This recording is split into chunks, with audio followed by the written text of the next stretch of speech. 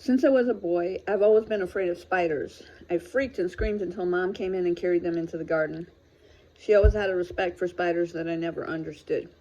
Many years later, when I moved to my own home, Mom passed away and I was almost comatose. Being self-employed, I was able to take as much time as I needed to grieve. I sunk into a dark abyss and worried that I would never climb out. One night I woke up and had the creepy sensation that I was being watched. For a moment I wondered if I was being visited by my mother's ghost. Imagine my horror when I switched the bedside lamp on and saw a huge wolf spider on the table looking right at me. I leaped out of bed screaming in terror. I threw my shoe at it, but it didn't budge. Hyperventilating, I raced into the kitchen wondering what to do. My blood froze when I saw many different types of spiders all over the counter. I was sure it was an unholy nightmare. I ran out the back door and I tried to calm down enough to come up with a solution.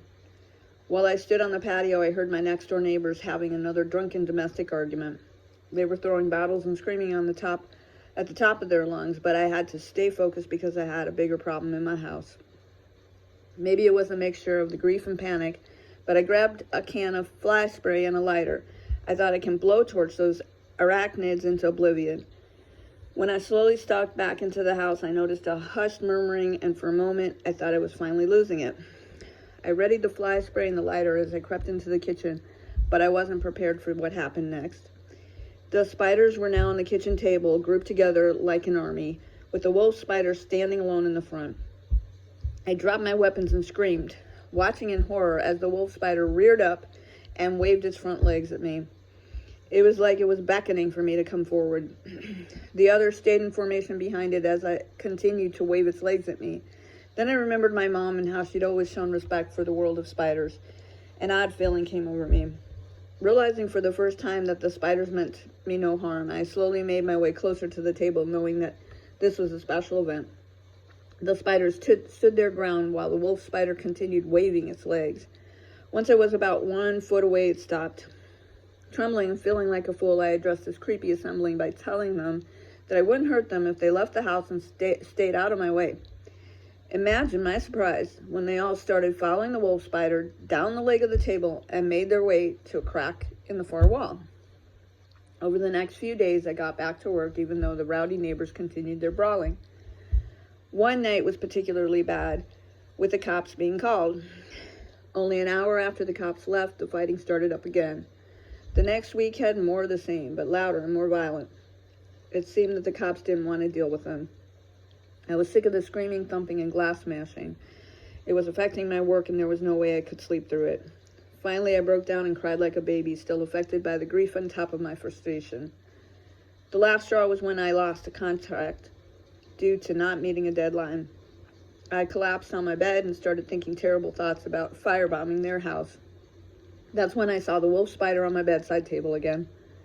The initial fear made me sit up, but I calmed down when it waved its front legs, which was becoming endearing to me. I was on the verge of going insane anyway, so it wasn't strange to hear myself asking the spider to help, although I had no idea how a spider could sort out my problems. When it scrambled down the other side of the table, I shrugged and decided to collapse into a bottomless sleep. It wasn't until later the next day when a loud knock on my door woke me up. I was surprised to see 2 cops on my front porch and an ambulance next door.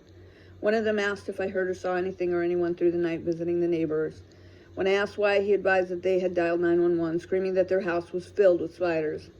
When the cops finally turned up, the neighbors were dead. It was so surreal that it took a long time to sink in. I was amazed when I later discovered that the cause of death was multiple spider bites. That night I was sitting at my desk, secretly pleased that I didn't have to deal with the noise from my neighbors anymore. Then I saw the wolf spider on my desktop speaker. I couldn't help asking if she had something to do with the neighbors.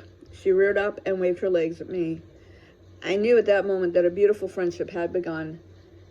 How did I know she was female? Mom always told me that if reincarnation was real, she would come back as a spider.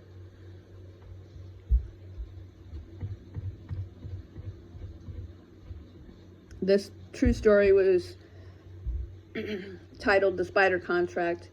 It's anonymously written, and I found it on backpackerverse.